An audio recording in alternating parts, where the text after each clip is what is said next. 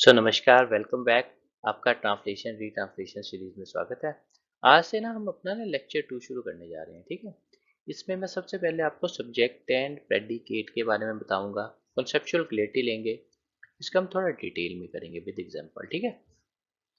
उसके बाद मैं आपको करवाऊंगा इटिमोलॉजी। देखो, अगर आपने मेरा पहला लेक्चर ध्यान से सुना हो, जिसमें मैंने आपको इंट्रोडक्शन करवाई थी, ऑर्थोग्राफी का मैंने थोड़ा डिटेल में कराया था, वोवल एंड कॉन्सोनेंट करवाए थे और टाइप ऑफ सेंटेंसेस। तो इटिमोलॉजी का भी मैंने ना आपको एक ओवरव्यू दिया था, इसको हम थोड़ा सा डिटेल में करेंगे। उसके बाद हम करेंगे पार्ट ऑफ स्पीच।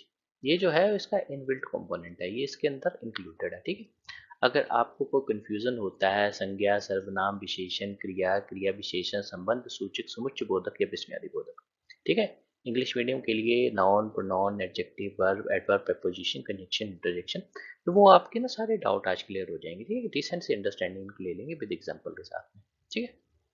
चलो आज का सेशन शुरू करते हैं।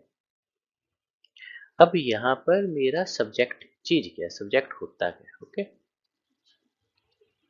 सब्जेक्ट होता है कर्ता। क्या होता है? कर्ता। About which something is said, okay. About which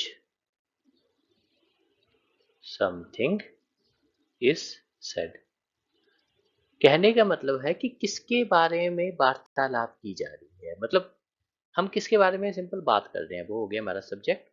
और प्रेडिकेट होता है कि हम उसके बारे में क्या बात कर रहे हैं, ठीक है। What is said, what is said about this subject, कि हम कर्ता हो गया जिसके बारे में हम बात कर रहे हैं, और उसके बारे में हम क्या बात कर रहे हैं वो होता है प्रेडिकेट। एक छोटा सा एग्जांपल ले सकते हैं, ठीक है। ही गोज टू स्कूल, किसके बारे में बात हो रही है? उसके बारे में, कि वह स्कूल जाता है। और क्या बात हो रही है? कि वो स्कूल जाता है, ठीक है। सब्जेक्ट हो गया वह, उसके बारे में क्या बात हो रही है? कि वह स्कूल जाता है, हो गया उसका प्रेडिकेट, ओके। अब देखो वही है, वर्ड और word denoting what we speak about, कि किसके बारे में हम बात कर रहे हैं और ये उसके बारे में क्या बात की जा रही है, हम सब्जेक्ट के बारे में क्या बोल रहे हैं, वो हो गया मेरा प्रेडिकेट। अब एग्जांपल देखते हैं, एग्जांपल से आपकी और क्लियरिटी होगी। बहुत बढ़िया, अब देखो इसमें देखो कि पहला फंडा है, अभिषेक शर्मा बिलोंग्स टू हिमाचल प्रदेश। अभिषेक शर्मा हिमाचल से संबंध रखते हैं, ठीक है। अब किसके बारे में बात हो रही है? यहाँ अभिषेक शर्मा के बारे में बात हो रही है। तो अभिषेक शर्मा क्या हो गया यहाँ? सब्जेक्ट। और बिलोंग्स टू हिमाचल प्रदेश, ये हो गया मेरा प्रेडिकेट। क्या हो गया मेरा? Predicate. A fierce fire burns down his house, किसके बारे में बात हो रही है? ए फिरसी फायर, ये हो गया मेरा सब्जेक्ट। और उसके बारे में क्या बात हो रही है? बर्न डाउन हिज हाउस, ये हो गया प्रेडिकेट, ठीक है। अब देखो अगला और भी इंटरेस्टिंग है, काफी लंबा सेंटेंस है, इसमें आप कैसे फिगर आउट करेंगे। A fierce fire suddenly breaking out a day before yesterday completely burnt down his house and his belongings। अब बात हो रही है फिरसी फायर की, जो कि एक दिन पहले, मतलब इसको क्या बोलते हैं हम, पिछले दिन से एक दिन पहले जो लग गई थी। आग के बारे में हो रहा है, आग की थोड़ी सी प्रॉपर्टीज बता रहा था। आग जो कि, मान लो अगर आज है बुधवार, तो जो आग सोमवार को लगी थी उसके बारे में हम बात कर रहे हैं, ठीक है। तो ये मेरा हो गया सब्जेक्ट। क्या हो गया ये मेरा? सब्जेक्ट। और ये हो गया completely burn down his house and belongings, ये हो गया मेरा प्रेडिकेट। प्रेडिकेट। और देखते हैं एग्जांपल। अब देखो, अगर आपने मेरी पिछली क्लास ध्यान से सुनी हो तभी आप इसको कर पाओगे, अदरवाइज इसको आप अटेम्प्ट ही नहीं कर पाओगे। इसके लिए आपको टाइप ऑफ सेंटेंसेस का भी पता होना चाहिए। सिट डाउन, इसमें आप बोलोगे क्या है ये। तो देखिए पिछले क्लास में मैंने आपको टाइप ऑफ सेंटेंस करवाया हुआ था। कौन सा कराया था? सिट डाउन कौन सी उसमें कैटेगरी में आएगा, पहले आपको ये भी पता होना चाहिए। ये आएगा इम्परेटिव। इम्परेटिव सेंटेंस क्या होता है? जो करता है एक कमांड, ए रिक्वेस्ट, एन इंटिटी और ए प्रपोजल। अगर आपने नहीं देखी है तो मेरा रिक्वेस्ट है कि आप पहले लेक्चर को देखो, क्योंकि सारे लेक्चर आपस में इंटरकनेक्टेड होते हैं, तो हो सकता है आपको कोई बात ढंग से समझ में ना आए, ठीक है। इसमें क्या है, ये मेरी है कमांड, ठीक है। कमांड है, मैं ऑर्डर दे रहा हूँ भाई बैठ जाओ। तो किसके बारे में बात हो रही है? You. You part is implicit. इसका सब्जेक्ट होगा इस सेंटेंस में यू, जो लिखा नहीं है। यू सिट डाउन, तो मैं यू सिट डाउन की जगह सीधे बोलूंगा भाई सिट डाउन, तुम्हारे बारे में बात हो रही है। यू सेकंड पर्सन के बारे में बात हो रही है, ठीक है। और ये सिट डाउन मेरा हो गया प्रेडिकेट। अगला देखते हैं। अच्छा, एक और बात मैं बताना भूल गया, आपको बता देते हैं एक बार। देखो, ये अगर मेरा कोई सेंटेंस है, ठीक है, और सेंटेंस क्या होता है वो मैंने पिछले लेक्चर में आपको समझाया था, वो भी आप देख लेना, ठीक है। अब देखिए यहाँ पर जो सब्जेक्ट जो होता है ना मेरा, मेजोरिटी ऑफ केसेस में ये स्टार्टिंग में आता है, पर जरूरी नहीं है स्टार्टिंग में आए।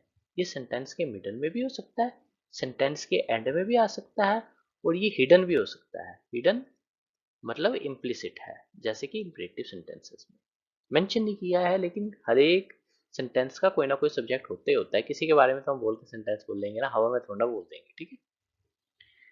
अगर सेंटेंस की बात कर रहा हूँ, अगर वो सेंटेंस की कंडीशन को सेटिस्फाई करता है, ठीक है। अब देखिए इसमें क्या है, without any necessity he asked me a very difficult question. किसके बारे में बात हो रही है? ही, उसके बारे में। बिना किसी जरूरत के उसने मुझसे बड़ा मुश्किल सवाल पूछ लिया, ठीक है। तो ही जो होगा ये है मेरा सब्जेक्ट। ही मतलब दूसरे एंगल से आप इसको रिफ्रेश करके देखो, he asked me very difficult question without any necessity, ठीक है। तो उसके बारे में बात हो रही है, ही सब्जेक्ट क्या है, ही। और जो बाकी का पोर्शन है ना, आगे और पीछे ही के, ये मेरा हो गया प्रेडिकेट, ठीक है। अब देखो, sweet are the users of adversity, ये चीज क्या है? ये देखिए, अगर आपने विलियम शेक्सपियर का एक प्ले है एज यू लाइक इट, उसकी एक ना लंबा सा सेंटेंस है, उसका एक छोटा सा पार्ट है ये, ठीक है। Sweet are the users of adversity. अब आप बोलोगे स्वीट, अब देखो यहाँ पर आपने समझना है, भावार्थ समझना है। बात जो हो रही है स्वीट के बारे में हो रही है, द यूजर्स ऑफ एडवर्सिटी के बारे में हो रही है। तो भाई यहाँ बात हो रही है द यूजर्स ऑफ एडवर्सिटी, ये होगा मेरा सब्जेक्ट, और ये होगा मेरा आर स्वीट जो हो गया, ये होगा मेरा प्रेडिकेट। समझे ना? मतलब जरूरी नहीं है कि आपका सब्जेक्ट पहले आएगा, एंड में आएगा, बीच में। आपने भावार्थ समझना। और एग्जांपल देखते हैं, आपकी और क्लियरिटी होगी। बहुत बढ़िया। अब देखो, जिसने हिस्ट्री पढ़ी है 10th तक तो सभी ने पढ़ी होती है, ठीक है। In 1001 AD Mahmud of Ghazni invaded India for the first time. तो किसकी बात हो रही है? महमूद ऑफ गजनी की बात हो रही है भाई। तो ये हो गया मेरा सब्जेक्ट। क्या हो गया मेरा सब्जेक्ट? और ये पोर्शन और ये बाकी का पोर्शन, ये मेरा हो गया प्रेडिकेट। क्या हो गया मेरा? प्रेडिकेट, ठीक है। ये लिख देता हूं मैं। अब अगला देखिए, blessed are the poor in. अब देखो वही बात, यहाँ पर द पुअर इन हार्ट की बात हो रही है कि ब्लेस्ड की बात हो रही है? ब्लेस्ड कौन है? जो दिल के साफ है, ठीक है। तो यहाँ पर ना, the poor in heart is subject भाई। यही आपने बस समझना है, भावार्थ समझना है। देखिए, अगर आपको भावार्थ समझ आ गया ना सेंटेंस का, तो आप आराम से इसको कर लोगे। The poor in heart subject आ गया, और ब्लेस्ड आर आ गया प्रेडिकेट, ठीक है। ये तो बड़ा सिंपल है। To succeed you must work hard. You के बारे में बात हो रही है, ये मेरा आ गया सब्जेक्ट, और बाकी का आगे का और पीछे का जो पोर्शन है, ये मेरा आ गया प्रेडिकेट। क्या गया? प्रेडिकेट, ठीक है। और देखते हैं, to return good for evil is noble. बुराई के बदले भलाई करना नेकी का काम है। अब ज्यादा आपने कंफ्यूज नहीं होना है कि किसके बारे में बात है। तो ऑफ कोर्स यार, यहाँ तो बिल्कुल सिंपल है। To return good for evil, इसके बारे में बात हो रही है। इसके बारे में क्या बात हो रही है? जो ऐसा करते हैं वो नोबल है। Simple, is noble. तो ये हो गया मेरा सब्जेक्ट, ये हो गया मेरा प्रेडिकेट। देखो, मेजोरिटी ऑफ टाइम सब्जेक्ट पहले आता है, ये मतलब होता ही होता है। कुछ ही केसेस में, मैंने वो ज्यादा केसेस लेके चला हूँ जहाँ पर बीच में एंड में आता है, बस समझाने के लिए आपको। Honesty is the best policy. बिल्कुल सिंपल बात की ऑनेस्टी के बारे में बात हो रही है भाई, ऑनेस्टी। और वो चीज क्या है, इज द बेस्ट पॉलिसी। ये मेरा हो गया प्रेडिकेट और ऑनेस्टी हो गया मेरा सब्जेक्ट। इसमें काफी एग्जांपल मैं लेके चल रहा हूँ ताकि आपकी अंडरस्टैंडिंग हो जाए। Once upon a time there lived a wise man. बढ़िया। किसके बारे में बात हो रही है, सेंटेंस को एक दोबारा पढ़ो अगर आपको समझ में नहीं आ रहा है। Once upon a time there lived a wise man, तो वही बात हो रही है वाइस मैन की। ये है मेरा subject. Once upon a time there lived, ये हो गया मेरा प्रेडिकेट। ठीक है, और देखते हैं थोड़े example. In the serene beauty of the Dhauladhar range Abhishek Sharma lives. तो भाई यहाँ मेरे बारे में, अभिषेक शर्मा जी के बारे में बात हो रही है, तो ये हो गया आपका सब्जेक्ट। और बाकी का पोर्शन जो हो गया, ये हो गया मेरा प्रेडिकेट। ठीक है। On the top of the hill lives a hermit. Hermit क्या होता है, हर्मिट होता है मतलब सामाजिक, समाज से बिल्कुल दूर एकांतवास में अपना जीवन व्यतीत करने वाला इंसान। ठीक है, साधु बाबा, मतलब महात्माओं की तरह आप सुन सकते हो हर्मिट। ठीक है, तो ये मेरा हो गया सब्जेक्ट, इसके बारे में बात हो रही है। वही पहाड़ी की चोटी पे रहते हैं एक साधुगण कोई। ठीक है, on the top of the hill lives, ये जो पोर्शन है ये मेरा हो गया प्रेडिकेट। तो आई एज्यूम दैट आपकी एक डिसेंट से अंडरस्टैंडिंग होगी होगी कि सब्जेक्ट क्या होता है, प्रेडिकेट क्या होता है। कभी अगर आपको आ जाता है क्वेश्चन तो आप उसको एनालाइज कर लोगे ढंग से। अगर आपको नहीं समझ में आ रहा तो एक दो बार फिर से आप इन एग्जांपल्स को गो थ्रू करो, आपको थोड़ी और बेटर अंडरस्टैंडिंग बिल्ड हो जाएगी। ठीक है, अब देखो इटिमोलॉजी पे आते हैं। मैंने आपको पिछले लेक्चर में भी इटिमोलॉजी का ना थोड़ा सा बेसिक आपको करवाया था, वही मैं आपको एक बार रिपीट करवा देता हूँ थोड़े और एग्जांपल के साथ में, क्योंकि अब पार्ट ऑफ स्पीच आगे मैं करूंगा तो वो इसी का पार्ट है। इटिमोलॉजी का हिंदी में क्या बोलते हैं, हिंदी में हम इसको बोलते हैं शब्द विचार।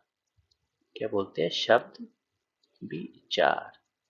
शब्द से आपको क्लियर हो रही है वर्ड, तो वर्ड की क्या बताता है, हिस्ट्री, मतलब ये इसमें इंक्लूडेड है। डेरिवेशन, क्लासिफिकेशन, क्लासिफिकेशन के अंदर इम्प्लिसिट पार्ट आपका हो जाएगा included part of speech, parts of speech, जो कि अभी मैं करवाऊंगा अभी थोड़ी देर में आपको।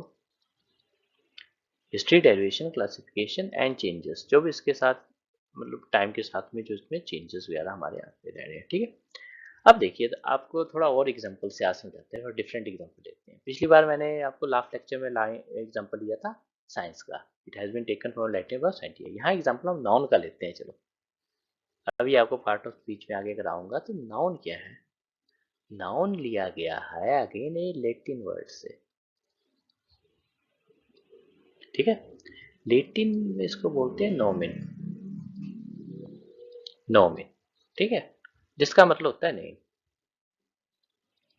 Got it, noun Latin. अब देखिए लेटिन में इसको क्या बोलते थे, नोमिन बोलते थे, जिसका मतलब है नेम। अभी इसके लिए इस थोड़ी देर के लिए आप भूल जाओ इसको। ठीक है, लेकिन जब इसको इंग्लिश लैंग्वेज में इनकॉर्पोरेट किया गया तो इसको कैसे किया गया, एज ए नाउन वर्ड। कैसे, नाउन वर्ड। एक और देखते हैं, आई थिंक ये आर्टिकुलस। आप आगे आप करेंगे तो आपने इंग्लिश लैंग्वेज में सुना आर्टिकल्स हमारे होते हैं, ए, एन, दी, अदर। ये भी लैटिन से लिया गया है, आर्टिकुलस के थ्रू। लैटिन में इसको ये बोलते हैं, जब इंग्लिश में इनकॉर्पोरेट किया गया तो उसको हम बोलते हैं आर्टिकल। तो देखो उसका नाम चेंज होता है, कई बार क्या होता है कि हमारा जो वर्ड होता है उसका मीनिंग भी हमारा फ्यूचर के साथ में, टाइम टाइम के साथ में चेंज होता रहता है। तो वो सारी चीजें जो है वो इटिमोलॉजी का पार्ट है। ठीक है, अब हम आते हैं अपने मेन टॉपिक पे, क्लासिफिकेशन वाले पे। Parts of speech very important. Noun, pronoun, adjective, verb, adverb, preposition, conjunction, interjection, ये सब इसी का पार्ट है। ठीक है, अभी हम इस पे आते हैं। अब यहाँ देखना, ये मेरे हैं सभी पार्ट ऑफ स्पीच। कोई भी सेंटेंस होता है ना, यूजली हम उसके जो वर्ड्स होते हैं ना, इन पार्ट ऑफ स्पीच का वो पार्ट होते हैं। ठीक है, इसको हम हिंदी में क्या बोलते हैं, आपको थोड़ा आइडिया दे देता हूँ। ये हो गया मेरा संज्ञा, ये हो गया मेरा सर्वनाम। सर्वनाम भाई हिंदी की स्पेलिंग देख लेना, उसकी मैं गारंटी नहीं लेता। ठीक है। विशेषण वर्ब होता है क्रिया, एडवर्ब को हम बोलते हैं क्रिया विशेषण। क्रिया विशेषण। प्रपोजिशन होता है संबंध सूचक, क्या बोलते हैं हम इसको? संबंध सूचक।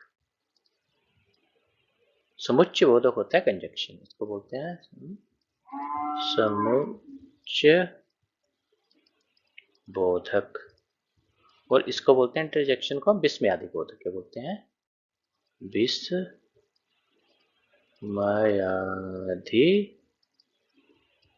बोधक।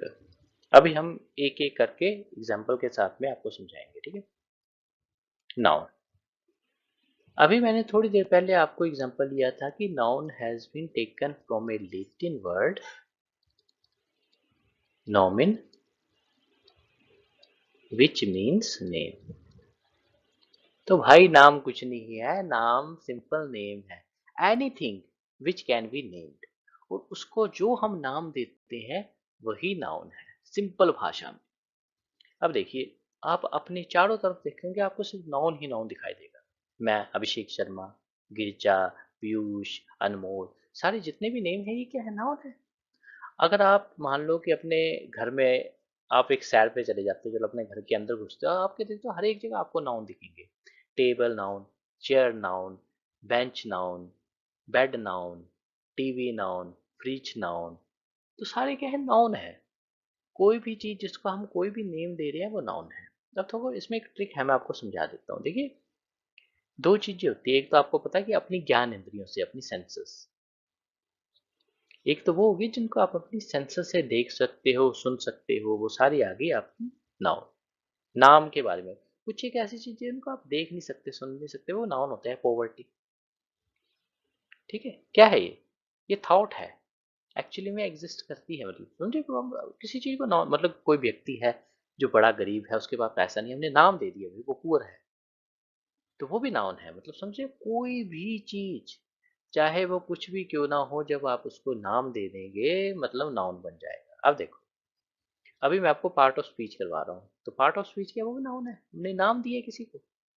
Noun, pronoun, adjective, verb, adverb, है तो ये अलग अलग चीजें, लेकिन हमने इनको नाम दिया, तो इनके जो नेम्स है ना, वो क्या है? नाउन। Got it? नाउन क्या है? देखिए, the name of a person, place और थिंग। अब देखो, थिंग का ना थोड़ा ब्रॉड मीनिंग आपने समझना है। थिंग से आपने ये नहीं देखना है कि कोई चीज है, नॉन लिविंग चीज है, ठीक है। अब फूड हो गया, खाना, वो भी नॉन लिविंग है। उसको भी आपके कैसे सी कर सकते हो, टेस्ट, टच, स्मेल, और थिंक को, और थिंक को ब्रॉडर सेंस में। इसमें आप म्यूजिक का एग्जांपल लेते हैं। म्यूजिक क्या है? आवाज। देख थोड़ा ना सकते हो उसको, लेकिन आप उसको सुन सकते हो, ठीक है। तो मतलब anything which can be named, और which can not be named मतलब जिसका नाम रखा गया है आपने, ठीक है, उसका आप बोलोगे नाम। थोड़ा एग्जांपल देखते हैं यहाँ, देखो। ये सारे नाम हो गए, नेम्स, ठीक है। पर्सन के नेम्स हो गए, पर्सन के नेम्स। ये हो गए मेरे प्लेसेस, प्लेसेस के नेम जितने भी हो गए।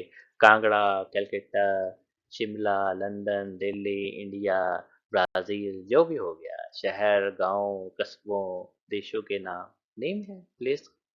ये हो गए नाउन। वही मैंने आपका भी एग्जांपल लिया था, noun, pronoun, adjective, verb, adverb.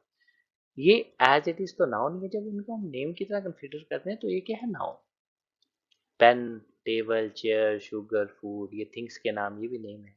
Metal, नाम ही दिया ना हमने सभी मेटल को, गोल्ड, सिल्वर, ब्रॉन्ज, कॉपर, जो भी है, ठीक है, ये भी नेम है। अब देखो ये इंटरेस्टिंग है, फ्लो, क्लास, स्वैन और श्योर, ये भी नाम है। फ्लॉक क्या होता है आपको पता होना चाहिए। फ्लॉक ऑफ शीप, मतलब भेड़ों का एक झुंड। क्लास ऑफ बॉयज, ठीक है। स्वैर्म ऑफ फ्लाइज, ये बड़ा इंपॉर्टेंट है, मैं आपको बाद में कराऊंगा, अगर आपको नहीं पता है ना कोई चिंता की। शॉल ऑफ फिश, मछलियों का ढेर, समझ रहे हो? मतलब झुंड या कुछ भी बोलो, वो इकट्ठी मछलियां हैं, ठीक है। तो ये हमने क्या किया है, कलेक्शन को नेम दिया हुआ है। क्या दिया है मैंने यहाँ, ध्यान से सुनना बात, कलेक्शन को मैंने नेम दिया है। लेकिन जब नेम आ गया मतलब नाउन बन गया, कहानी खत्म। अब देखिए ये मेरे एक्शन हो गए, लाफ्टर, रिवेंज, डिसीजन, नाम दिया है ना, आफ्टर डिसीजन लिए, मतलब वो क्या ले रहा है, डिसीजन। ये भी नेम है तो ये भी मेरे नाउन होंगे।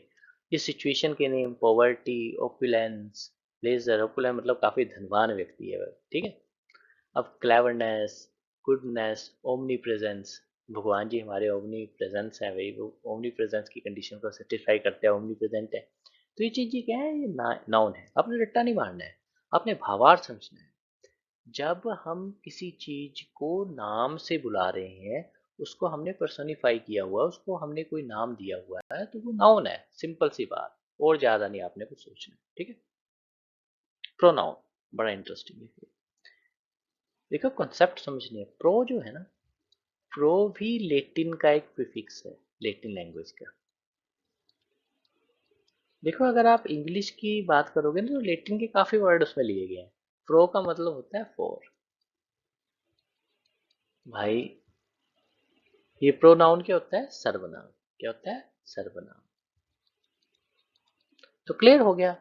फॉर नाउन मतलब संज्ञा के स्थान पर जिसका हम यूज कर रहे हैं उसको बोलेंगे हम सर्वनाम। अब एज्यूम करते हैं मेरा कोई फ्रेंड मेरे पास आया हुआ है, ठीक है, मान लो उसका नाम है पीयूष। हाँ जी पीयूष जी नमस्कार, पीयूष क्या हाल चाल, और पीयूष जी बैठिए, और पीयूष आप पानी पियेंगे। तो बार बार मैं क्या कर रहा हूँ, पीयूष का नाम ले रहा हूँ। इससे अच्छा तो ये होगा, हाँ जी पीयूष जी, हाँ जी नमस्कार पीयूष जी, और आपके क्या हाल चाल है, और आप बैठेंगे। तो मैंने क्या किया, बार बार पीयूष का नाम लेने की जगह ना, मैं उसमें रिप्लेसमेंट में जो वर्ड का यूज करूंगा उसको मैं बोलूंगा प्रोनाउन। समझिए ना, नाउन के प्लेस पे, पीयूष जी के स्थान पे। सिंपल सी बात ये है, ठीक है। A word which is used instead of noun, ठीक है। अब यह ना थोड़े एग्जांपल से समझते हैं प्रोनाउन के बारे में, ठीक है। प्रोनाउन मतलब फॉर नाउन, फॉर नाउन। अब ध्यान से देखना, यहाँ पर मैंने जो हाईलाइट किया हुआ है, माई हो गया, योर हो गया, हर हो गया, देर हो गया, ये मिलते जुलते हैं। आई, माई, मी, वी, आर, अस। इनको हम ना ऐसे प्रोनाउन नहीं ट्रीट करेंगे, इनको हम ऐसे ट्रीट करते हैं एडजेक्टिव। क्या ट्रीट करते हैं, एज एडजेक्टिव। करवाया नहीं, आगे मैं आपको करवाऊंगा, लेकिन अब ये मिलता जुलता है इसलिए मैं आपको बता रहा हूँ, ठीक है। अब होता क्या है, सपोज करो रोहित नाम का कोई पर्सन है, एंड लेट्स अज्यूम दैट मैं ही रोहित हूँ, आई। तो मैं इसको क्या लिखूंगा, मेरी कोई कार है, दिस इज, अदरवाइज मैं लिखता दिस इज रोहित कार, ठीक है। उसकी जगह मैं क्या लिखूंगा, दिस इज माई कार। तो यहाँ पर क्या हुआ है, जैसे दिस माई कार बोलो, हिज बोलो, कुछ भी बोलो, यहाँ पर हम एज ए रिप्लेसमेंट, जहाँ हम पोजेसिव नाउन के केस में ना, पोजेसिव नाउन के केस में जब हम रिप्लेसमेंट कर रहे हैं तो उसको हम पोजेसिव एडजेक्टिव बोलते हैं, ना कि पोजेसिव नाउन। लेकिन है यहाँ पर नाउन की ही रिप्लेसमेंट, तो बच्चों को कंफ्यूजन होती है। ये एज ए प्रोनाउन भी कंसीडर होता है, लेकिन मोर अप्रोप्रिएट हम इसको एज ए पोजेसिव एडजेक्टिव ही मानेंगे। अगर कोई क्वेश्चन आ ही जाता है ऐसा, सपोज करो माई क्या है, it is noun, pronoun, adverb, preposition. तब आप इसको एज ए प्रोनाउन मार्क करोगे, सेंटेंस के पर्सपेक्टिव में आता है अगर आपको, और उसमें आपने अगर एडजेक्टिव की ऑप्शन है तो एज ए एडजेक्टिव ही आप मार्क करोगे, ठीक है, गॉट इट। अब देखना, यहाँ पर आपको ना थोड़ा अटपटा सा लगा होगा। और देखो प्रोनाउन का तो एग्जाम्पल कोई भी हो सकता है, जैसे कि I am going to school, ठीक है। Abhishek is going to school, उसकी जगह आई लगा लिया है, रिप्लेसमेंट मैंने की। अब यहाँ आप देखोगे ना तो आपको थोड़ा लगेगा कि बॉय के केस में क्या, ही, हिज, ही। गर्ल के केस में आ रहा है ही, हर, हर्स, हिम। अब ये कैसे है, अब देखना, अगर मान लो यहाँ है रोहित, और यहाँ है मान लो गिरिजा, ठीक है। गिरिजा का एग्जाम्पल लेते हैं। गिरिजा के पास भी कार है, रोहित के पास भी मान लो किसी के पास कार है। अगर इसकी कार, मैं कैसे इसको डिफाइन करूंगा, मैं करूँगा this is, this, sorry, this car is his, ठीक है। ये कार उसकी है, बॉय की। इसमें क्या लिखा है, गिरजा के क्या है, this car is hers, point to be noted. अगर मैं यहाँ लगता दिस कार इज हर, तो ये सेंटेंस हो जाता रॉन्ग। हर से लिख रहा हूँ तो सेंटेंस है राइट। तो ये भी आपने ध्यान रखना है थोड़ा, जहाँ पर आपका थोड़ा बहुत डिफरेंस आ रहा है। रट्टा आपने नहीं मारना है, किसी भी ढंग से कि ये जो आपने मैंने जितना भी लिखा है ईच, आइदर, ऑल, नन, ये ऐसे प्रोनाउन ही काउंट होंगे, नहीं, कोई हार्ड फास्ट रूल नहीं है। कॉन्सेप्ट ये है कि आप किस पर्सपेक्टिव में उसका यूज कर रहे हो। जैसे कि अगर सेंटेंस आता है all stand up for the national anthem, ठीक है, तो इसमें क्या है, ऑल कैसे प्रोनाउन है, ग्रुप ऑफ पीपल को सिग्निफाई कर रहा है ऑल, जितने भी हैं, नाउन की रिप्लेसमेंट, ठीक है। तो हमने भावार्थ समझना है कि कैसे यूज हो रहा है वर्ड को, रट्टा नहीं मारना है। हु, हु आर यू, समझे, मतलब किसके बारे में बात, किसी पर्सन के बारे में, हु इज शी संगीता, मतलब संगीता की बात हो रही है, हु का हम यूज कर रहे हैं संगीता के लिए यहाँ पर। तो वैसे आपने भावार्थ मतलब उस ढंग से समझना है, रट्टा नहीं मारने हैं आपने, ठीक है। आगे जब मैं आपको पार्ट ऑफ स्पीच बाकी करवाऊंगा ना, तब आपकी और अंडरस्टैंडिंग क्लियर हो जाएगी, ठीक है इसको, ओके। अब एडजेक्टिव क्या होता है, एडजेक्टिव कुछ नहीं है, एडजेक्टिव होता है विशेषण। विशेषण, विशेषण मतलब जो विशेषता बताता है, ठीक है, सिंपल। यह हमें विशेषता बताता है नाउन या प्रोनाउन की, संज्ञा या सर्वनाम की, दैट्स इट, और कुछ भी नहीं है इसमें। अब देखिए, ए गुड बॉय, आगे कोई सेंटेंस है, कुछ भी है, तो यहाँ गुड क्या है, ये बॉय के बारे में बता रहा है, तो ये हो गया विशेषण। A wise man followed by sentence, wise क्या होगा, विशेषण। अब देखिए, फॉर वॉइस इसी सेंटेंस का पार्ट है, तो यहाँ बोल रहे हैं 4 लड़के, तो ये क्या होगा, विशेषण। और देखते हैं, that advice suits you well, that advice, कौन सी एडवाइस, वो वाली, तो एडवाइस की विशेषता बता रहा है भाई, कौन सी एडवाइस है, तो ये क्या हो गया, विशेषण। एक और देखते हैं, I don't like to be around as I am a shy boy, ठीक है। अब ध्यान से सुनिए, यह शाई क्या है, शाई है एडजेक्टिव, आई के बारे में बता रहा है, मैं as a person, as a boy shy हूं, ठीक है। संज्ञा या सर्वनाम की विशेषता मतलब विशेषण, कहानी खत्म। अब देखो, it qualifies a noun pronoun और adds value to its meaning, simple. अब देखिए एग्जांपल देखते हैं, Dalhousie is a beautiful hill station, तो यहाँ एडजेक्टिव क्या होगा, beautiful, got it. She is an intelligent girl, तो यहाँ आपका एडजेक्टिव क्या होगा, intelligent. All men must die, हाँ बहुत बढ़िया है, इसमें आपका एडजेक्टिव क्या होगा, मिनी या ऑल, ऑल, गॉट इट। एक और चीज मैं आपको बताना भूल गया, बता देता हूँ, ए एंड दी, या अदर बोल लो, जो आर्टिकल्स होते हैं ना हमारे, वो भी या तो कई जगह हम इनको सेपरेट पार्ट ऑफ स्पीच में काउंट करते हैं, अदरवाइज ये क्या होते हैं, आपका एडजेक्टिव ही कंसीडर होते हैं, ये भी आपके एडजेक्टिव ही हैं, गॉट इट। अब देखना है यहाँ, वर्ब, वर्ब क्या होता है, वर्ब को हम हिंदी में बोलते हैं क्रिया, क्या बोलते हैं हम हिंदी में इसको, क्रिया, मतलब action. It set something about the subject, ये क्या करता है, वर्ब हमें सब्जेक्ट के बारे में बताता है, जैसे कि ही गोज, वो जाता है, वो स्कूल जाता है, वो कॉलेज जाता है, वो घूमने जा रहा है, कुछ भी कर रहा है, मतलब सब्जेक्ट के बारे में हम बता रहे हैं कि वो क्या कर रहा है, समथिंग अबाउट द सब्जेक्ट, ठीक है। अब देखिए, थोड़ा डिटेल में इसको मैं करवा देता हूँ कि वर्ब के टाइप्स वगैरह, क्योंकि आगे ना मैं आपको टेंसेस करवाऊंगा, तो आपको उसमें वर्ब्स का यूज होगा भी, तो कॉन्सेप्ट थोड़ा क्लियर होना चाहिए। जो वर्ब होते हैं वो मेरे 3 टाइप के होते हैं, ठीक है। एक होता है मेरा ट्रांजिटिव वर्ब, एक होता है मेरा इंट्रांजिटिव वर्ब। क्या होता है एक मेरा इंट्रांजिटिव वर्ब, और एक होता है मेरा ऑक्सिलरी वर्ब या हेल्पिंग वर्ब, AUXI,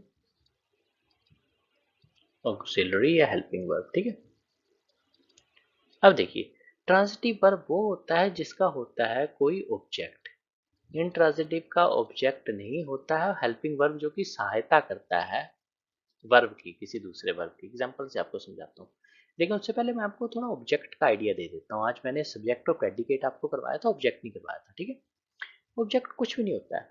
ऑब्जेक्ट बोलता है action done by the subject. Object क्या होता है मेरा, कुछ नहीं होता। ऑब्जेक्ट होता है action done by the subject. अगर किसी सेंटेंस में ऑब्जेक्ट होगा तो वो प्रेडिकेट का ही हमेशा पार्ट होगा। एग्जांपल करते हैं, जैसे कि ही गोज टू स्कूल, वह जाता है, कहाँ जाता है, school. He goes to college, he goes, he goes से क्या हुआ, आपको क्लियर नहीं हुआ ना कि कहाँ जा रहा है। Got it. तो सिंपल है, इसमें बस ऑब्जेक्ट का पार्ट आपका होना चाहिए। I am going to Delhi, समझे। एग्जाम्पल मतलब ले रहा हूँ अभी मैं। अब देखिए अगर यही सेंटेंस मेरा होता ही गोज, तब ये होता मेरा इंट्रांजिटिव।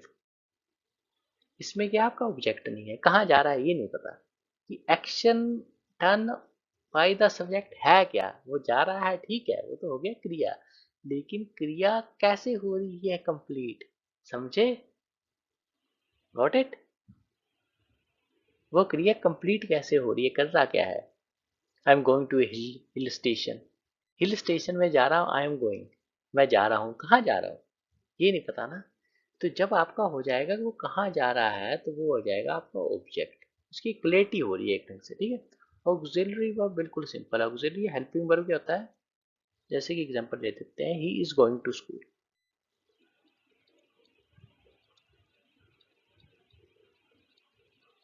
टू स्कूल आंसर्स करवाऊंगा तब आपको एक डिटेल में क्लियर होगा। अब एग्जांपल के लिए बता रहा हूँ, इसमें इस जो है ना, ये मेरा होगा ऑक्सिलरी वर्ब, हेल्पिंग वर्ब है।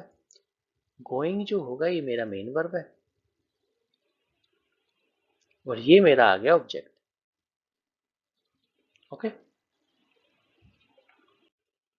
अब देखिए, ए word which tells us something about the subject, simple verb.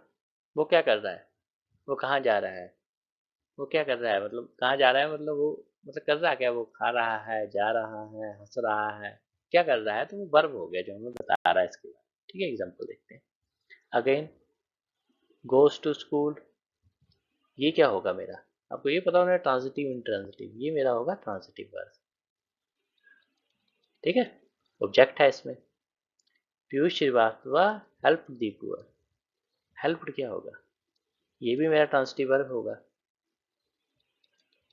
क्योंकि इसमें ऑब्जेक्ट आ गया मेरा, किसकी, उसने सहायता की, पुअर की। यू मे कम नाउ, अब देखिए यहाँ पर दो है आपको वर्ब देखने, मे भी वर्ब है, कम भी वर्ब है। तो मे जो होगा ये होगा मेरा ऑक्सिलरी वर्ब, और ये होगा मेरा मेन वर्ब, कम। ठीक है, गॉट इट। अब आता है मेरा एडवर्ब। एडवर्ब क्या होता है, एडवर्ब को हम हिंदी में बोलते हैं क्रिया विशेषण। नाम से ही क्लियर हो रहा है ये तो बिल्कुल। ठीक है, इसने ये विशेषता दिखा रहा है, ये भी विशेषता बताता है, लेकिन पॉइंट ये क्या है कि सिर्फ क्रिया की विशेषता नहीं दिखाता। अब ध्यान से सुनना, एडवर्ब क्या करता है, adds to the meaning of verb,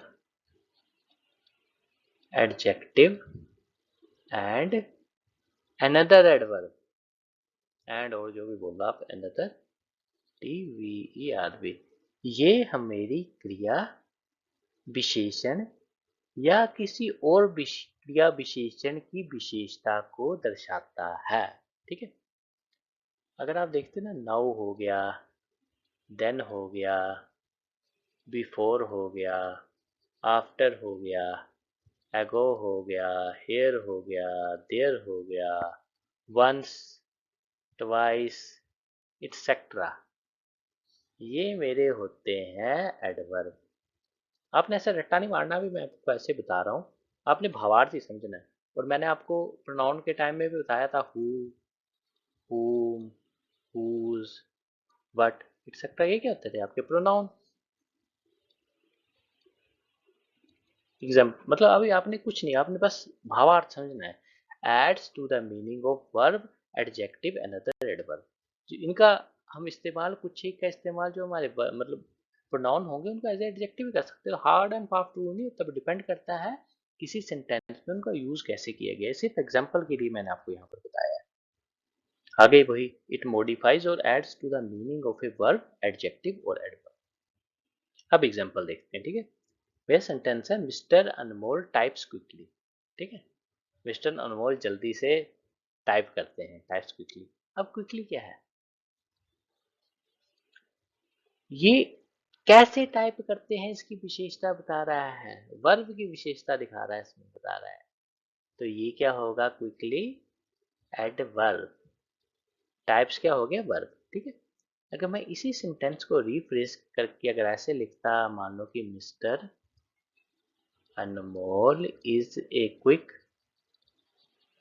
typist, तो क्या होता, यहाँ क्विक क्या होता, टाइपिस्ट क्या होता है, टाइपिस्ट नाउन। अगेन मैंने नाम दिया किसी चीज को, प्रोफेशन हो गया या कोई भी नाउन हो गया, क्विक नाउन की विशेषता बताता। तो यहाँ क्या होता, एडजेक्टिव, संज्ञा या सर्वनाम की विशेषता। और यहाँ पर ये कैसे यूज हो रहा है, क्विक का क्विकली एडवर्ब बन गया। तो यहाँ पर हम मतलब उन्हें भावार्थ समझना है कि कोई वर्ड है वो क्या भाव व्यक्त कर रहा है, किसके स्थान पे यूज हो रहा है, किस वैल्यू को एड ऑन कर रहा है, कर रहा क्या है वो। ठीक, I did not go to school yesterday, simple sentence आ गया। I did not go to school. Did, ये क्या आ गया आपका, डिड, ये आ गया verb. Did not go, go भी वर्ब है। अब देखिए आप, आपका भाई ये है कि इसमें मेन वर्ब कौन है, इसमें ऑक्सिलरी वर्ब हो रहा है यूज किया। चलो भाई भूल जाओ, ज्यादा हम कंफ्यूज नहीं करेंगे, अभी आप इसको वर्ब ही मान के चलो। ज्यादा डीप में जब आपको टेंसेस वगैरह में करवाऊंगा ना, तब आपके ना वो क्लियरिटी अपने आप ही हो जाएगी। ठीक है। अब यह देखिए, he goes to school yesterday. Yesterday क्या है यहाँ पर, मैंने आपको क्या बताया था, एडवर्ब क्या होता है, एडवर्ब होता है, क्या होता है एडवर्ब, वर्ब, एडजेक्टिव और अनदर एडवर्ब की विशेषता बताता है ये एडवर्ब। यस्टरडे, यस्टरडे जो होता है, ध्यान से नोट कर लेंगे, टाइम का एडवर्ब है। It is adverb of time. He did not go to school, गया, वो कब नहीं गया, यस्टरडे को नहीं गया। समझे, थोड़ा भावार्थ समझना आपने। He did not go to school yesterday, वह स्कूल नहीं गया, कब नहीं गया, वह यस्टरडे को स्कूल, पिछले दिन स्कूल नहीं गया। Okay, this is the book which I bought, simple sentence है। ये बुक वो है जो मैंने खरीदी। विच क्या है, विच मेरा है एडवर्ब। थोड़ा ना प्रैक्टिस की जरूरत है, आपने भावार्थ समझना है। व्हेन, वेयर, व्हाई, विच, ये जो होता है एडवर्ब की तरह हम इनको यूज करते हैं। नोट कर लेना, व्हेन, वेयर, व्हाई, विच। कब, कहाँ, कैसे, कौन, वह कब गया, मतलब भावार्थ समझो, कब गया, गया मतलब गए के बारे में, कब गया, कहाँ गया, वह कहाँ गया। तो कहाँ वर्ड है वो गया से ही रिलेटेड है। व्हेन, व्हाई, विच, समझिए ना, मतलब भावार्थ आपने समझना, रट्टा नहीं मारना है। This is the book which I vote, जो मैंने खरीदी। ये कौन सी किताब है जो मैंने खरीदी, ऐसे आपने समझना है। ठीक है, बाकी आप प्रैक्टिस करोगे आपको आइडिया हो जाएगा। और मतलब जितनी प्रैक्टिस करोगे उतने अच्छे ढंग से ना आप अटेम्प्ट कर पाओगे इसके क्वेश्चंस को। प्रपोजिशन, प्रपोजिशन सिंपल है। प्रपोजिशन को हम हिंदी में बोलते हैं संबंध सूचक। क्या बोलते हैं? संबंध सूचक। नाम से क्लियर है। ये क्या बता रहा है? ये रिलेशन को डिफाइन कर रहा है। संबंध रिलेशन ही होता है ना। टू एंटिटीज में ना, मतलब ये मान लो कि ये दो एंटिटीज हैं तो उनका कोई रिलेशन है, रिलेशन को बता रहा है, दो चीजों का रिलेशन को। अब ध्यान से सुनना। जो मेरा होता है ना प्रपोजिशन, प्रपोजिशन यूजली जो होता है ना मेरा, वो किसी नाउन या प्रोनाउन से पहले आता है यूजली। ज़्यादा फोकस करके बोल रहा हूँ। नॉट नेसेसरी ऑलवेज ऐसा हो, ठीक है।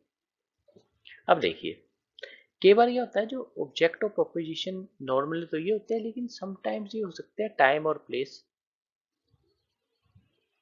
भी हो सकते हैं, समझे। एग्जाम्पल लेके आपको बताऊं, he must have graduated by now. Example के लिए बता रहा हूँ। बाय नाउ क्या हुआ? बाय क्या हुआ? बाई आ गया आपके टाइम के प्लेस में। नाउ, बाई नाउ, तो बाई क्या आ रहा है? रिलेट कर रहा है दो चीजों से। सिंपल से करता हूँ, ही गोस टू स्कूल। वह जा रहा है, कहाँ जा रहा है? स्कूल। तो ये रिलेशन बता रहा है, उसके और स्कूल के रिलेशन को डिफाइन कर रहा है हमारा preposition simple. A word placed before a noun और pronoun to show its relation with something, ठीक है। कई बार क्या होता है, मैं आपको एक और बात बता देता हूँ।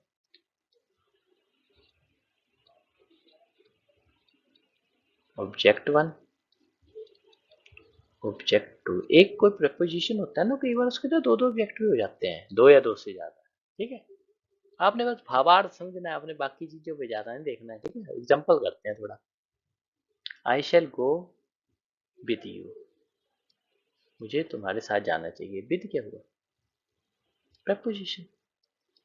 ही must have graduated by now, मैंने आपको पहले एग्जांपल में बताया था, ये शायद बता दिया था ये। बाय टाइम, देखो टाइम से पहले आ गया ना। टाइम या प्लेस की मैं बात कर रहा था एग्जांपल के लिए। ये हो गया प्रपोजिशन। अब देखिए, दो ऑब्जेक्ट की बात करते हैं। आई am looking for my brother and my friend. For क्या है? फॉर यहाँ आ गई प्रपोजिशन, गॉट इट। एक ऑब्जेक्ट ये आ गया मेरा ऑब्जेक्ट वन, एक ऑब्जेक्ट मेरा ये आ गया object to. I am looking for, किसको मैं लुक फॉर कर रहा हूँ? My brother and my friend, got it. मतलब संबंध, प्रपोजिशन मतलब संबंध सूचक, बस इतना ही आपने दिमाग में रखना है कि ये किन्हीं दो के रिलेशन बता रहा है, ठीक है। एक और एग्जांपल लेते हैं। I will go from there to Kangra. To बता रहा है वहां से कांगड़ा, फ्रॉम बता रहा है I will go from there. मतलब ये भी किसी प्लेस का बता रहा है, ठीक है। फ्रॉम, यहाँ अगर आप इसको रिप्लेस कर दो Manali, I will go from Manali to Kangra, समझे। तो यहाँ पर प्रपोजिशन क्या है? I will go from there. ये भी आपकी प्रपोजिशन हो गई, ये भी आपकी प्रपोजिशन हो गई, समझे। तो आपने ध्यान रखना, मतलब किसी सेंटेंस में आपकी मोर देन वन प्रपोजिशन भी हो सकती है। एक प्रपोजिशन आपके दो दो ऑब्जेक्ट से भी कर सकता है। प्रपोजिशन के पहले बाद में नॉन एंड प्रोनाउन हो, कोई जरूरी नहीं है, कोई हार्ड फास्ट रूल नहीं है, यूजली होता है, लेकिन वो टाइम या प्लेस भी हो सकता, कुछ भी हो सकता है, ठीक है। यहाँ पर देयर क्या है? देयर एक्चुअली में यहाँ पर प्लेस को मतलब बता रहा है। अगर आप थोड़ा घुसेंगे तो देखेंगे, I will go from Manali to Kangra, या I will from go from there to Kangra, समझिए ना भावार्थ। सिंपल। कंजक्शन, कंजक्शन पे आ जाते हैं। ये भी बिल्कुल सिंपल है। कंजंक्शन को हिंदी में बोलते हैं समुच्चयबोधक, समुच्चयबोधक, ठीक है। समुच्चयबोधक शब्द बोल लो आप। इसको आपने याद कैसे करना है? कौन? जंक्शन, जंक्शन मतलब ज्वाइन। किन्हीं दो चीजों को ज्वाइन करना मैंने आपस में, ठीक है, ये क्या कर रहा है, ज्वाइनिंग का काम। प्रपोजिशन क्या कर रहा था, जो आपका प्रपोजिशन था वो आपका बता रहा था रिलेशन, ये आपका ज्वाइनिंग का काम कर रहा है, ठीक है। अब देखिए, अगर आपने पहला लेक्चर मेरा ध्यान से सुना होगा तो मैंने आपको टाइप ऑफ सेंटेंसेस के एंड में आपको करवाया था, कंडीशनल सेंटेंसेस करवाए थे ना। अगर ये होगा तो वो होगा, वो होगा तो ये होगा, तो वो भी कंजक्शन के पार्ट आ गया। कुछ एक आपकी कंजक्शन ऐसे हो सकते हैं कि वो कंडीशनल है, ये अगर कोई कंडीशन सेटिस्फाई होगी तभी ही एक्शन होगा। एक होगी आप इक्वल फेजेस पे दोनों को मान लो, ठीक है। एग्जांपल से करेंगे, अभी मैं आपको समझा देता हूँ। जैसे कि जो आपके कंडीशनल होते हैं उनमें आता है आपका इफ हो गया, दो हो गया, सिंस हो गया, बिकॉज हो गया, आफ्टर हो गया, दैट हो गया, एटसेट्रा एटसेट्रा, ठीक है। आपने इसको फिर रट्टा नहीं मारना है, आपने भावार्थ समझना है, ये मैं आपको ऐसे बता रहा हूँ, ठीक है। इसमें हो गया and, but, or, nor, also, etcetera, ठीक है। भावार्थ समझना है आपने। जैसे मैंने लास्ट टाइम कराया, if I go to Delhi I shall bring you a book of my choice. उसमें इफ क्या था, वो कंडीशन थी। अगर मेरी पिछली कंडीशन सेटिस्फाई होती है, अगर मैं दिल्ली को जाता हूँ तब मैं तुम्हारे लिए एक बुक लाऊंगा ऑफ योर चॉइस, ठीक है। तो इसमें इफ का पार्ट क्या होता मेरा, कंजंक्शन तो होता, लेकिन वो कौन सा कंजंक्शन होता, सबॉर्डिनेट होता। क्या होता वो, सबॉर्डिनेट। और जो बराबरी के होते हैं उनको बोलते हैं कोऑर्डिनेट, कोऑर्डिनेट, ठीक है। अब एक और चीज बता देता हूँ आपको, जो कंजक्शन होती है वो ज्वाइन किन किन को करती है, बड़ा इंपॉर्टेंट है ये करती है मेरा words, phrases, clauses and sentences को, ठीक है। थोड़ा मैं आपको बता देता हूँ फ्रेज और क्लॉज में डिफरेंस क्या होता है, मैंने आपको कराया नहीं, थोड़ा सा आइडिया दे देता हूँ आपको आज। फ्रेज और क्लॉज में डिफरेंस क्या होता है, ध्यान से सुनना। फ्रेज का अपना कोई वर्ब नहीं होता, सिंपल। क्लॉज का अपना वर्ब होता है, खत्म। जैसे अगर मैं लिखता हूँ ए बैड बॉय, एग्जांपल के लिए इतनी टर्म लेता हूँ तो क्या है, इसका कोई वर्ब थोड़ा है। अगर मैं बात करता ही गोस, तो इसका वर्ब है क्लॉज। बाकी मैं आपको इतना डीप में आपको अभी जानकारी, फुल क्लॉज हो गई है ऐसी हो गई वो नहीं अभी तक, बस आप ये दिमाग में रखो कि फ्रेज का वर्ब नहीं होता, क्लॉज का वर्ब होता है। जो आपकी कंजक्शन होती है वो आपकी फ्रेजेस को भी ज्वाइन करने के काम आ सकती है, क्लॉज भी हो सकता है, सेंटेंस भी हो सकता है, कहानी, ठीक है। A word which joins two words, phrases, clauses and sentences. अब चलो एग्जांपल देखते हैं। पहला, he is thin but strong. But क्या है, बट आगे मेरी कंजंक्शन, ठीक है। ये दो सेंटेंसेस को आपस में जोड़ रहा है, ही इज थिन और ही, और दूसरा सेंटेंस है ही इज स्ट्रॉन्ग। इनको आपस में जोड़ रहा है is thin and he strong को, बट कंजंक्शन। तो ये मेरी आ गई coordinate conjunction, got it. I shall try to meet you if I come to Kangra. If क्या आ गई मेरी, कंडीशनल कंजंक्शन, कंडीशन है ना, got it. I work hard so that I may stand first. ध्यान से सुनना, सो दैट यहाँ सो नहीं है, कंजंक्शन कंबाइंड है, so that is the conjunction here. So that I work hard so that I may stand first. अब देखिए, आपने ना कंजक्शन को एक और चीज से कंफ्यूज नहीं करना है। अगर यही सेंटेंस आता, this is the pen which I bought yesterday, तो यहाँ विच जो होगा ना वो कंजक्शन नहीं होगा, आपको लगेगा ये जोड़ रहा है, लेकिन ये होगा आपका प्रोनाउन, समझे। ये भी आपको जो होता है ना प्रोनाउन, ये आपका एक ढंग से जोड़ने से, मैं बताया था which, whom, for example this is the boy whom police has caught, ठीक है। तो वो ध्यान रखना है आपने, जरा भावार्थ को समझना है।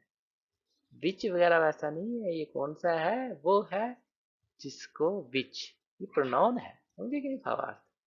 आपने ये थोड़ा ना, आपको प्रैक्टिस के साथ में आएंगी चीजें, अगर आपका भी नहीं भी समझा रहा कोई बात नहीं, एक दो बार लेक्चर को देखो, आप अपने से एमसीक्यू वगैरह सॉल्व करने की कोशिश करो, जहाँ से आपको मिलते हैं आपको तभी अंडरस्टैंडिंग होगी, इतने डिफिकल्ट आएंगे नहीं, लेकिन फिर भी पता होना चाहिए, ठीक है। इंटरजेक्शन पे आते हैं, इंटरजेक्शन तो बहुत ही सिंपल है। इंटरजेक्शन को बोलते हैं विस्मयादि बोधक, विस्मयादि बोधक शब्द।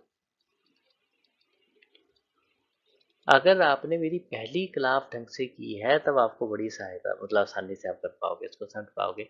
टाइप्स ऑफ सेंटेंसेस में मैंने आपको बताया एक्सक्लेमेटरी सेंटेंसेस,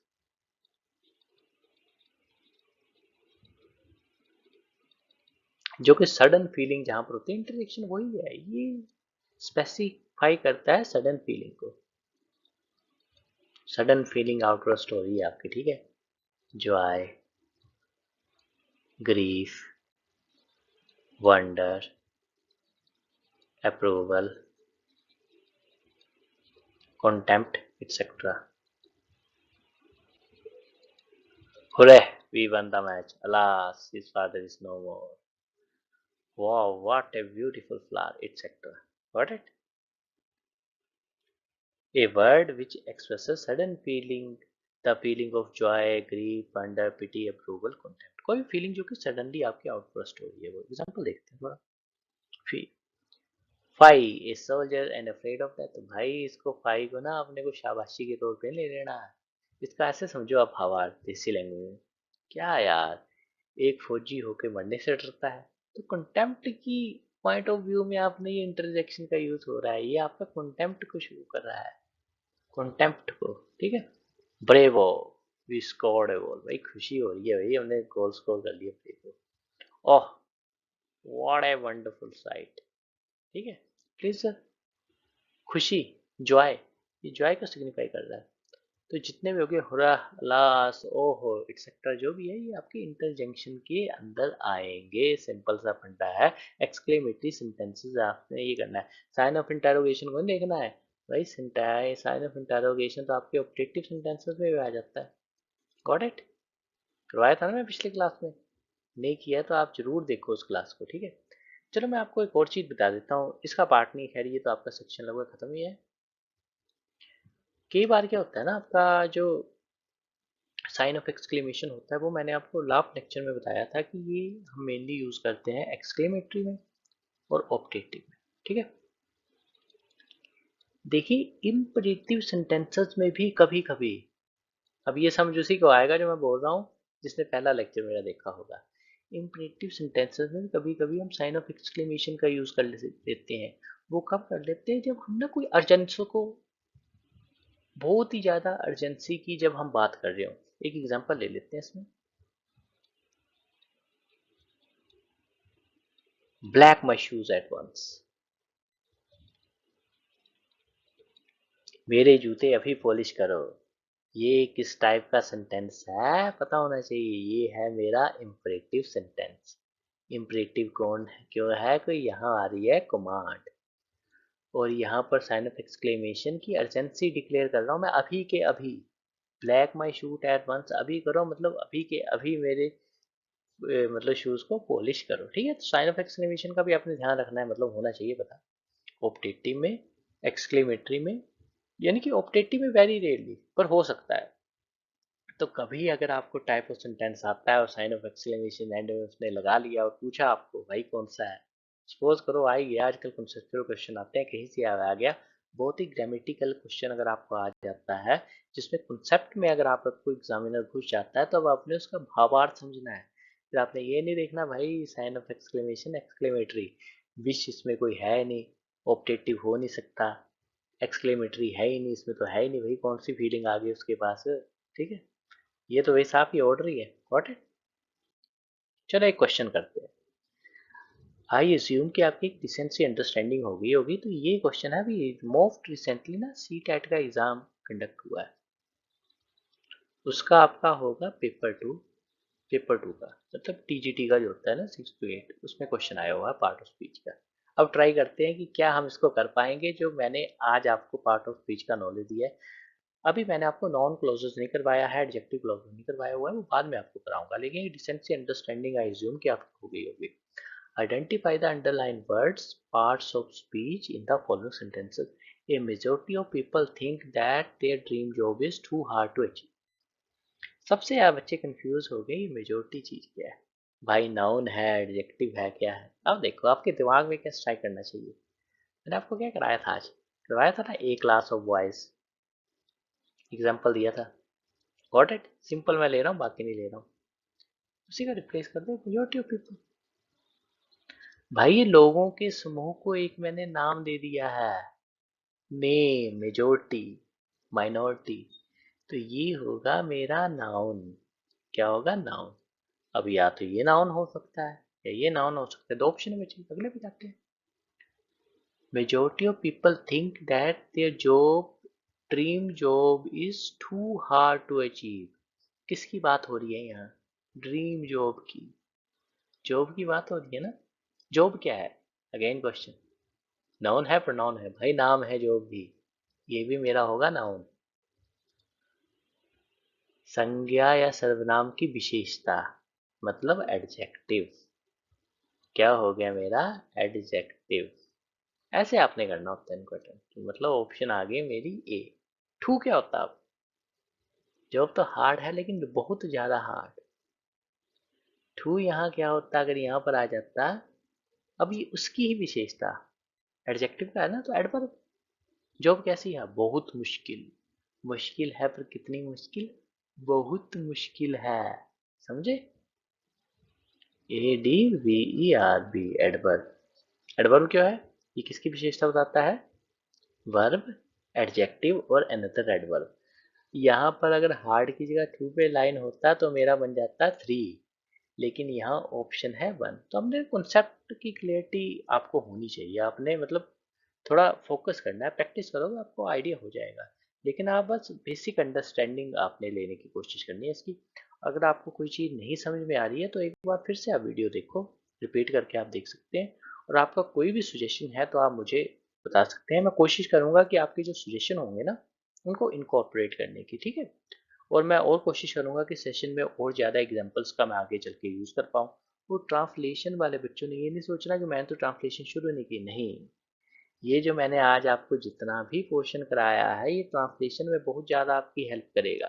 ये आपके बेसिक ट्रांसलेशन के टाइम में क्या बताऊंगा, ये सब्जेक्ट लगा लो, प्लस वर्ब, प्लस ऑब्जेक्ट, ऐसे ऐसे मैं वर्ड बोलूंगा, समझाऊंगा मैं आपको, तो आपको पता होना चाहिए कि वर्ब की बात हो रही है, ठीक है, समझे। जब आपको पता ही नहीं है वर्ब क्या है तो आप अच्छे ढंग से इन क्वेश्चंस को अटेम्प्ट नहीं कर पाओगे, ठीक है। तो ये जो भी मैं करवा रहा हूँ ये ट्रांसलेशन का भी इम्प्लिसिट पार्ट है, ऐसे नहीं समझना है कि भाई ट्रांसलेशन में क्या है। और जो स्टूडेंट जो है इंग्लिश मीडियम के, जो कि बाकी का पोर्शन करेंगे, ट्रांसलेशन को चलो एज्यूम करो आती है, तब उन्होंने क्या करना है, ट्रांसलेशन क्लास है वो फिर भी लगाएं, नॉलेज तो उनको बढ़ेगा। तब वो देखेंगे जब कोई पर्सन ट्रांसलेट कर रहा है तो भाई उनको फिर प्रैक्टिस करनी है, पार्ट ऑफ स्पीच ट्रांसलेशन हुई है, इनके अलग अलग कंपोनेंट की, पार्ट ऑफ स्पीच क्या है, अलग अलग वर्ड की, समझे। आपने सारी चीज़ों को इंटर रिलेट करके चलना है, ठीक है। चलो ठीक है, थैंक यू। और जो भी आपकी फीडबैक हो, और लाइक एंड सब्सक्राइब करना भाई जरूर आप ना भूलें, लाइक एंड सब्सक्राइब, उससे क्या मोटिवेशन मिलती है, ठीक है। और आपका कोई अगर कंस्ट्रक्टिव सजेशन होगा या क्रिटिसिज्म है देन दैट्स मोस्ट वेलकम, आप मुझे कमेंट में वो मेंशन कर सकते हैं, ठीक है। Thank you.